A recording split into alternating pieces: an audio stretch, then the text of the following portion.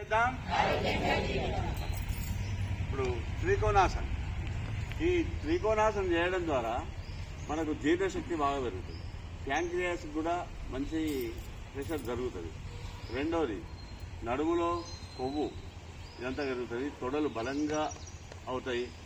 రెండవది మెడలకు పైకి చూస్తాం కదా, మెడలకు కన్నుకు వీటన్నిటి కూడా వ్యాయామం జరుగుతుంది.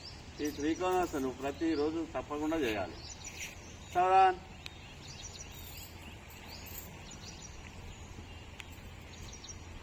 చెప్పండి. 1 కాళ్ళు విశాలంగా వేయండి, ఎంత వీలైతే అంత వేయండి. 2 మనిమేడ ఎనుమ వైపు తిప్పాలి. చూపు కూడా చేతి వైపు ఉండాలి. సమాంతరంగా చేతులు ఉండాలి, భుజాలు సమాంతరంగా ఉండాలి చేతులు. 3 స్లోగా బెండిగండి.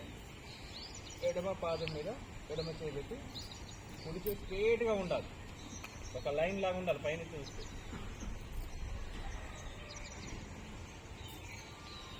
4 అరచేతిని పైకి చూడండి ఆకాశంలో. 1 పైకి స్ట్రేట్ గా ఉండాలి.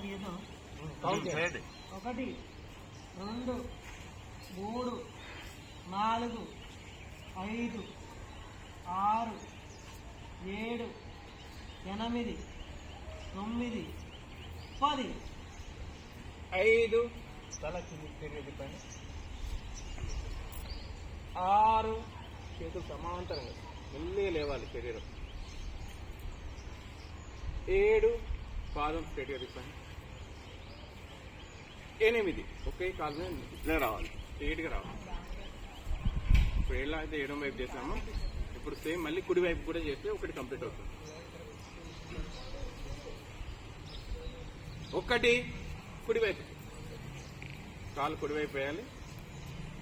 2 పాదం కుడి పాదం తిప్పాలి. 3 స్లోగా నిదానంగా బాడీని బెండ్ చేయండి, పాదం మీద చేయబెట్టి కుడి చేయి స్ట్రేట్ గా ఉండాలి. 4 పైకి చూడండి, అరచేయండి. 1 2 3 4 5 6 7 8 9 10. 5 6 నిదానంగా లేవండి, సమాంతరంగా ఉండాలి. 7 8 ఒకే కాలు మీద విశ్రమం.